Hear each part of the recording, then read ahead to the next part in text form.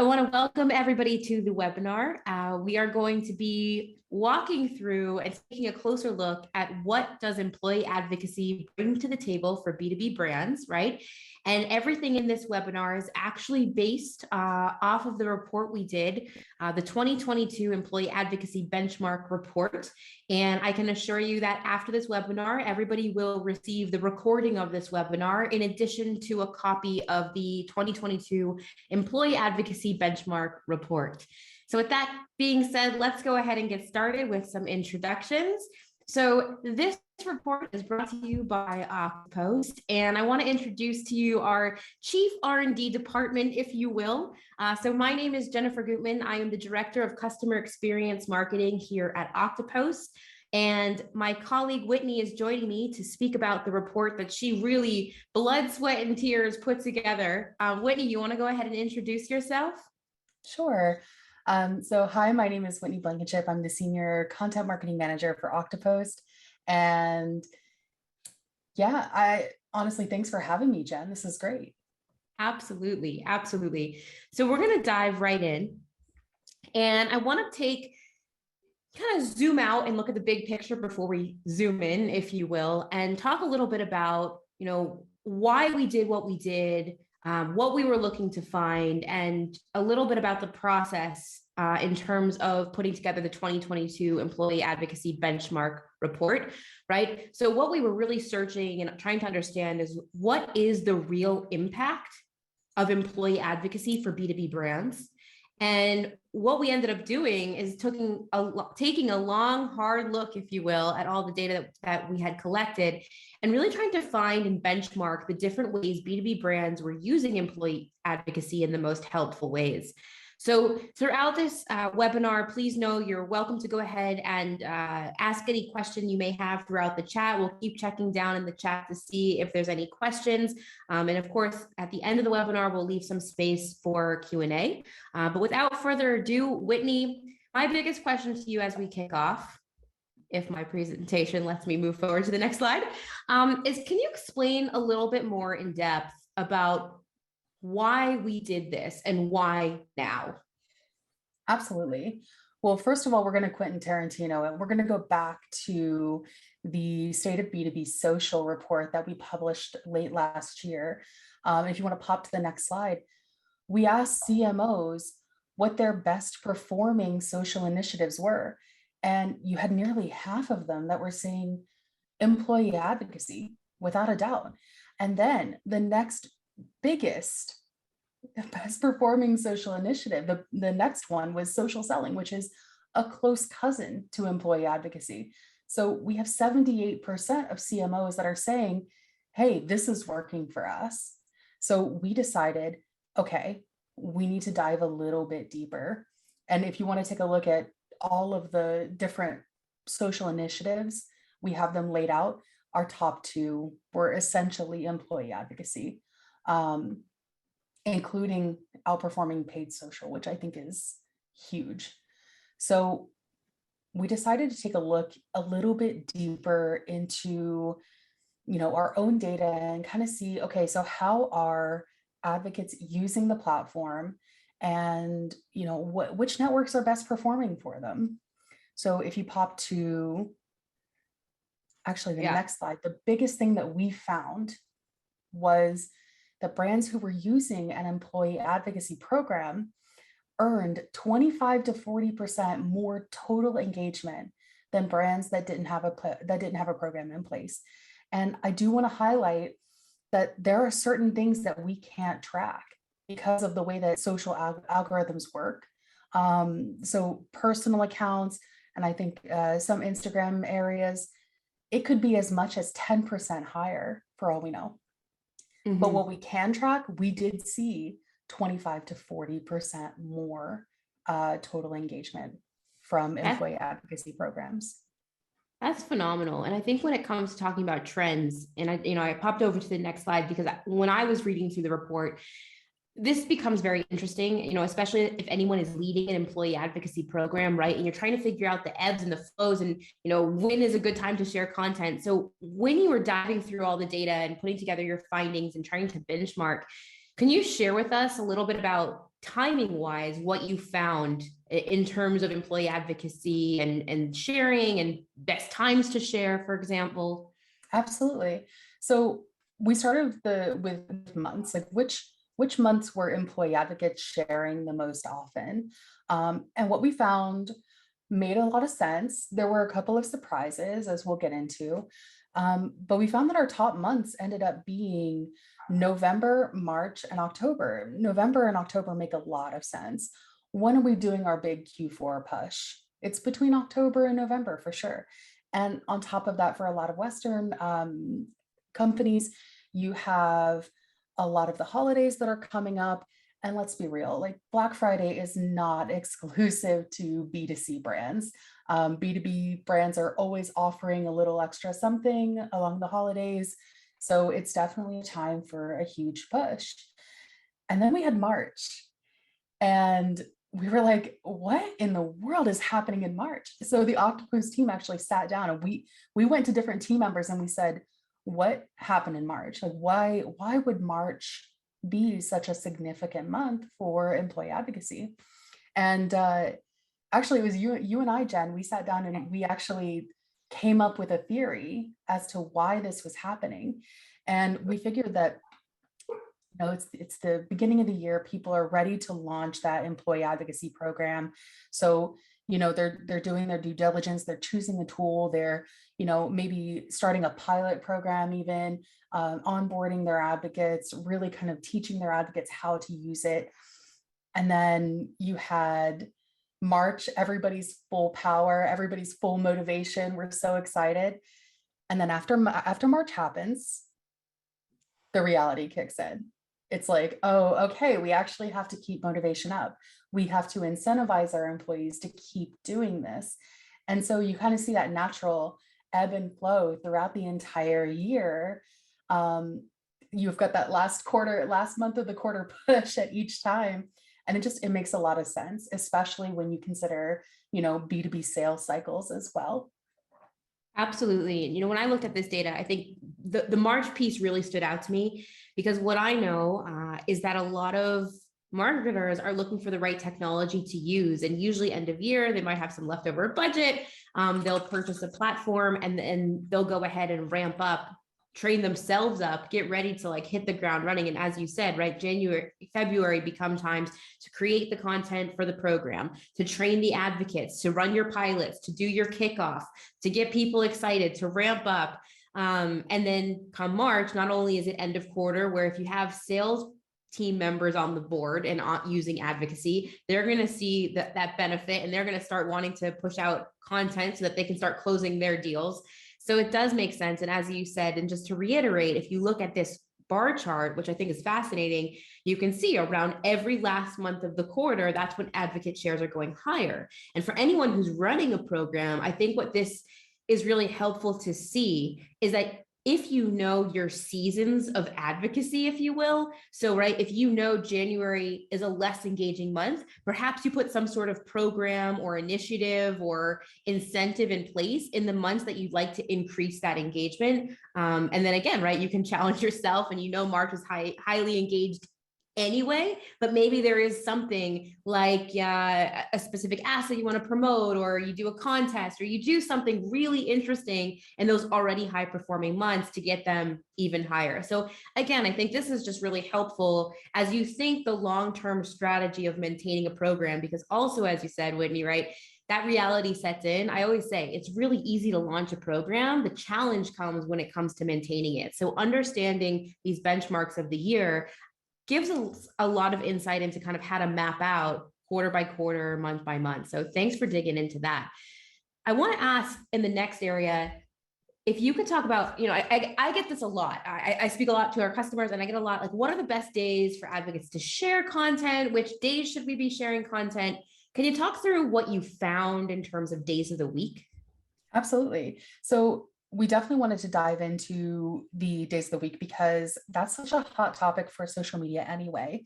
And what we found exactly what you would expect, that during the work week, the typical Western Monday through Friday work week, we were seeing the most advocacy shares, with Tuesday, Wednesday, Thursday being our top days for sharing.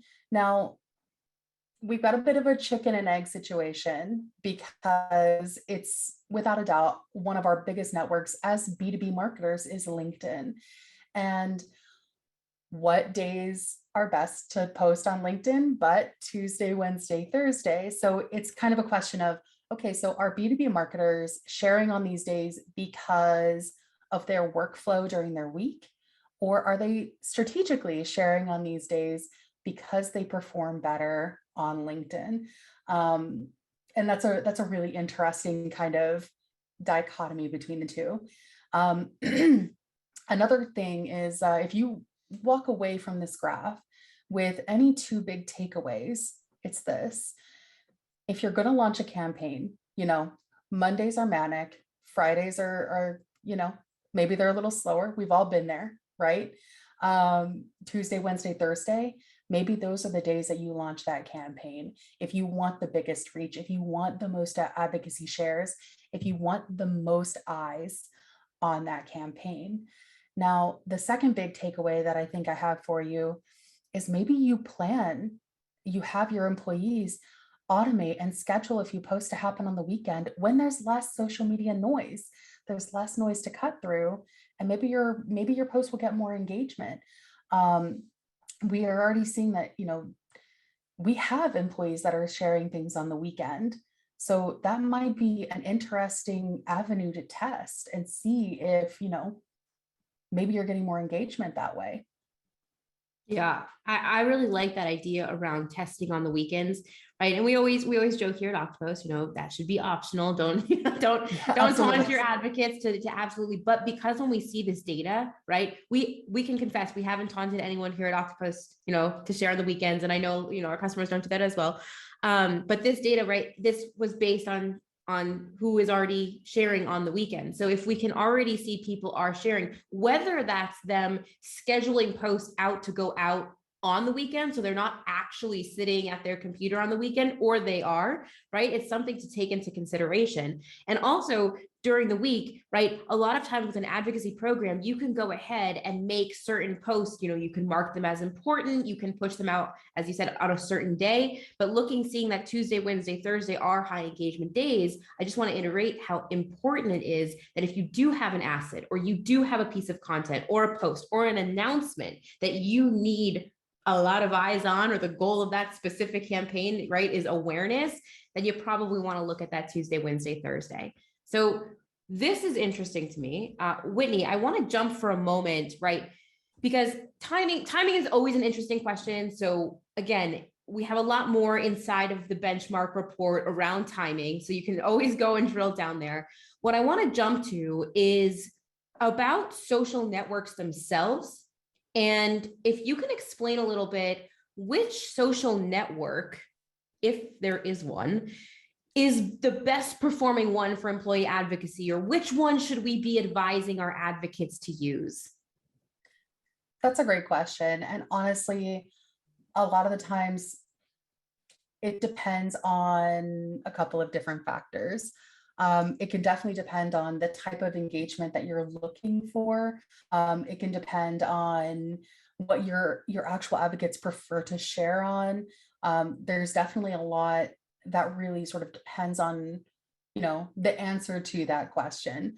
But we found that, unsurprisingly, LinkedIn is a powerful B2B advocacy channel. And if you pop to the next slide, you can kind of see what I mean about it depends on what you're looking for, because even though LinkedIn is the king of advocacy, if you're looking for your post to go further and you're looking for more sharing from your advocates' networks, then Twitter is your go-to. And it makes a lot of sense. If you actually take a look at the next slide, Twitter was responsible.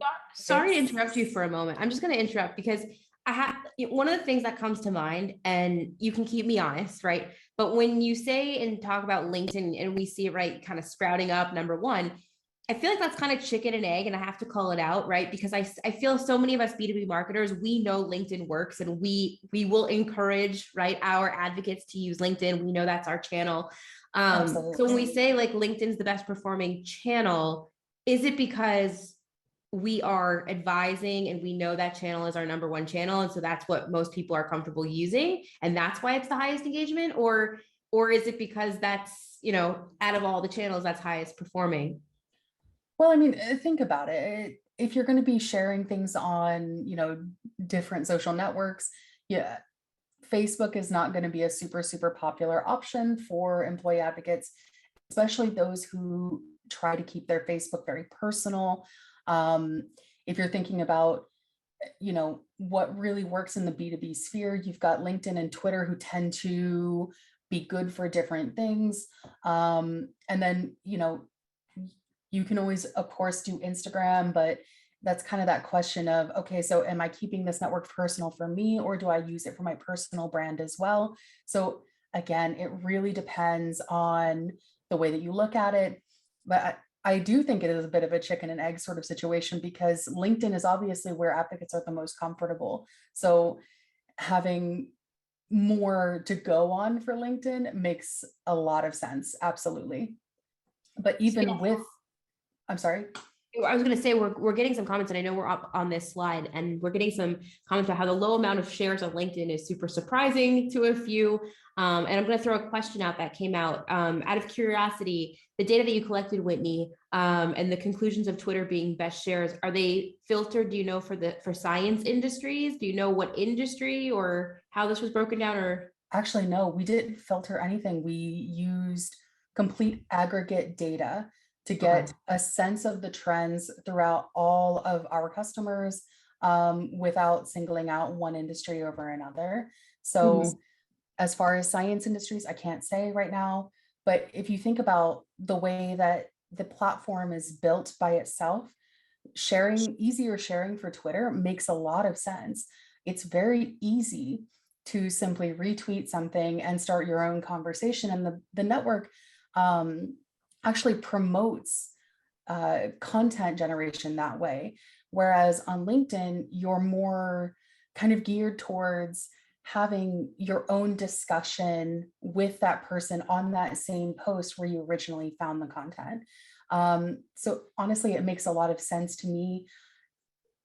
And it's a lot easier to do on Twitter. Whereas you have like LinkedIn and Facebook that are better for those deeper conversations. And if you've ever followed a Twitter thread in your life, you could probably see that maybe Twitter isn't the best for those in-depth conversations. It's kind of a little hard to follow sometimes. And that's not to say people don't do it, of course, but LinkedIn absolutely fosters that kind of engagement. So it makes a lot of sense. But thank you very much for that question. I do appreciate it. Yeah, it's a great question. And I think something else to point out regarding, why LinkedIn seems to be a bit low in terms of shares versus Twitter.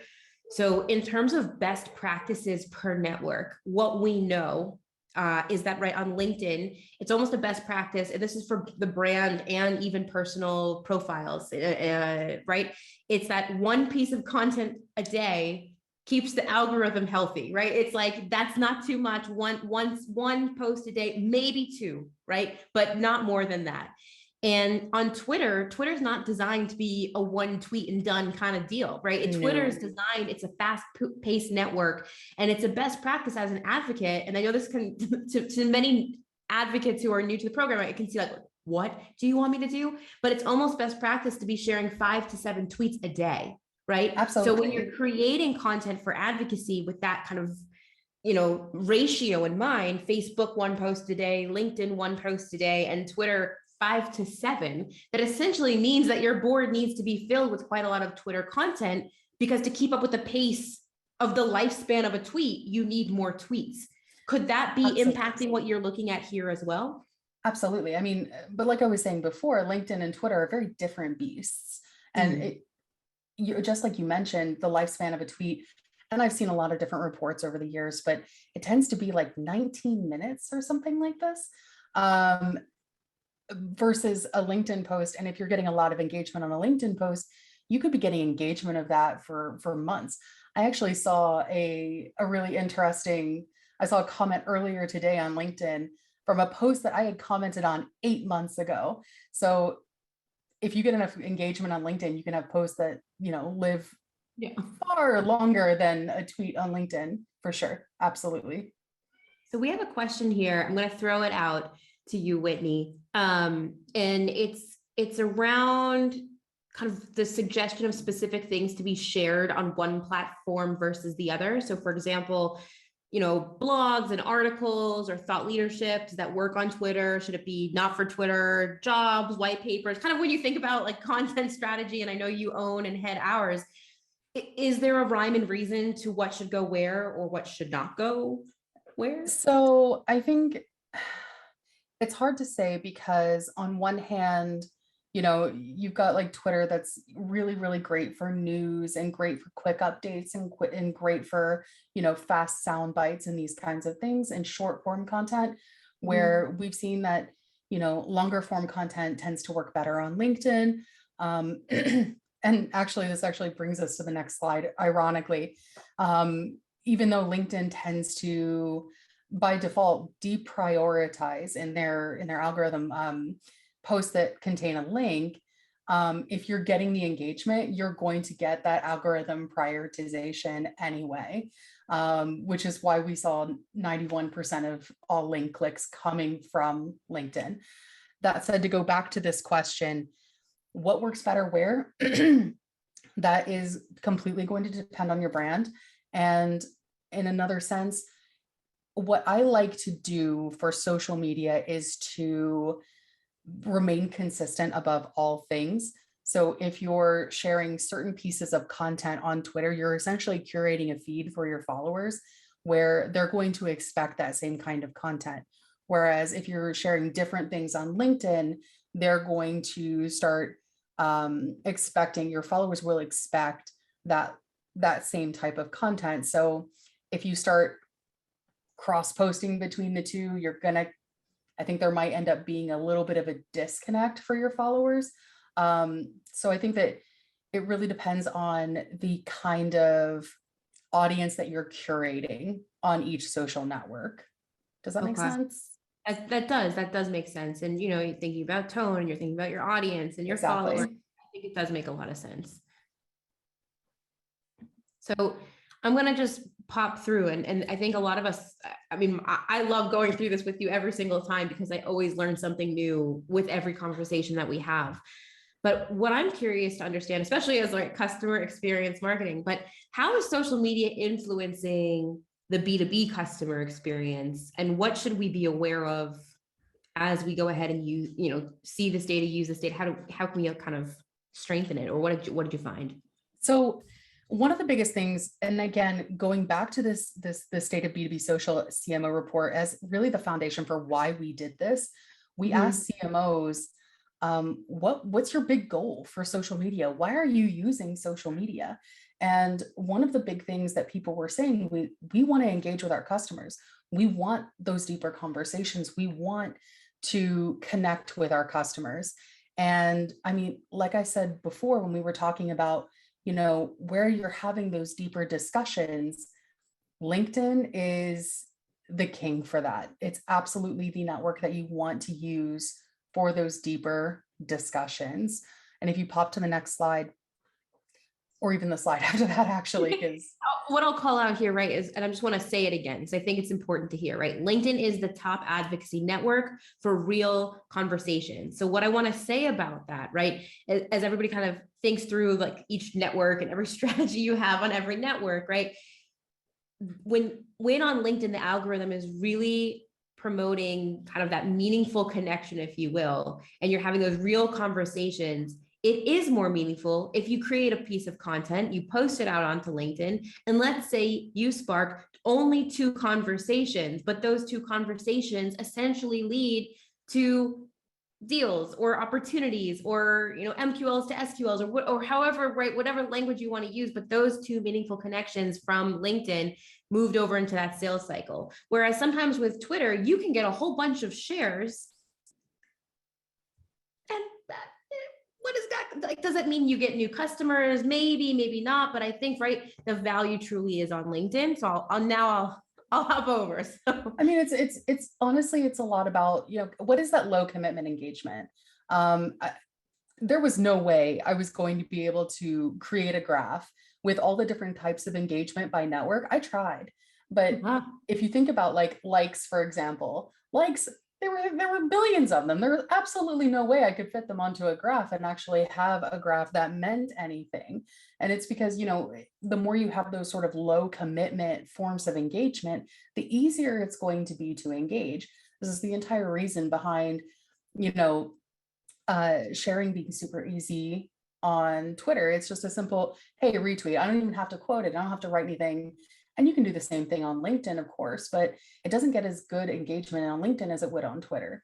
So, definitely for these deeper conversations that are really going somewhere and creating that human connection between those in your network, between prospects, between customers, and between employees even, LinkedIn is absolutely the best network, driving 96% of all comments added by advocacy posts, without a doubt. So and I know, sorry. no, you're fine. And I know we're all wondering, okay, so who took home the crown for conversion? Because at the end of the day, that's really, really what matters. And no surprise, it was also LinkedIn. And I think it has to do a lot with those deeper conversations we were talking about earlier. LinkedIn on social media, it doesn't have to be just a touch point in the sales funnel. It's actually perhaps what could coax a customer into the next phase of the purchase funnel. And I do want to say that despite 95% of conversions coming from LinkedIn, this does not at all mean you should discount using Facebook and Twitter, because 5% is still substantial. Who here would love to increase their conversion by 5%? Because I would take that deal. And that could be what you get on employee advocacy via Facebook and Twitter. It's definitely not worth, just leaving and forgetting. I would definitely agree with that. And something, I can share from personal experience with advocacy. And I don't know if this is like, because I'm, maybe I shouldn't say my age, but for whatever reason, my Facebook network tends to generate for me as an advocate, more clicks, more shares, more comments, more engagement than LinkedIn and Twitter sometimes. It's not for everything, but for certain things. And so I know, for example, if I want to be at the top of the leaderboard, I will go ahead and share something on my Facebook. And it's very specific, like a webinar, right? Registration, or, when I host podcasts, if I put that on my Facebook, it always is outperforming, right? And I would have never thought that because, on Facebook, usually I'm posting pictures of my son and, my family and, whatever else we do on cooking videos. I mean, depends on your feed. Right. So I always just like, as you're saying, like that 5%, if you're doing an advocacy training, a ramp up, a pilot, don't discount, as you said, Whitney, Facebook, especially, and Twitter. And you can definitely share with your advocates this information and you can have them test it out. Right. And maybe when they start sharing to Facebook, they might even see themselves at the top of a leaderboard, because you just don't know who you are connected to on Facebook, who, again, it's a leisurely scroll. They might be up looking to read something interesting about the field that they're in. So definitely worth noting. I want to head to the next slide because we're coming up on time. And this report, if it was an action movie, it is action packed. I mean, there's so much good stuff inside of it. But if you had to do kind of a key takeaway overview, Whitney, what are the main things that we should walk away from today knowing moving forward? Absolutely.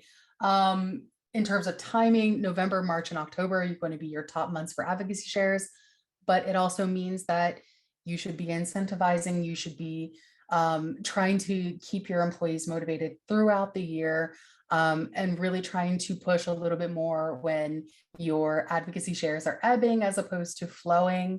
In terms of important campaign launches, Tuesdays, Wednesdays, and Thursdays are going to be your absolute best bet, but also test on Saturdays and Sundays. Test when there's less noise on social media. you have less noise to cut through. For your real conversations, traffic generation, and obviously conversions, LinkedIn is going to be your biggest employee advocacy asset. And then also test on Facebook and Twitter, test where, you may not think that there's going to be a lot of results, because everything works differently for each brand. And it depends on, what social network that you're using and what you're publishing and what you're sharing. And it all depends. It's all worth testing. Absolutely. And those are my biggest takeaways from the advocacy report. I mean, it all makes a lot of sense. And I think if anybody's embarking, especially on maintaining or launching a program, these are some pretty big takeaways. Serena comes in with a pretty interesting question. And my mind is actually going for it, but she's asking, do the results of this survey change based on the industry sector? That's a really good question. And we did not look that far. I did not split the data into different sectors. However, I would guess that the grand lines would be similar, but that there would be some differences industry to industry. Like different industries definitely are different beasts. I'm originally from the e-commerce industry. That's where 99% of my expertise comes from.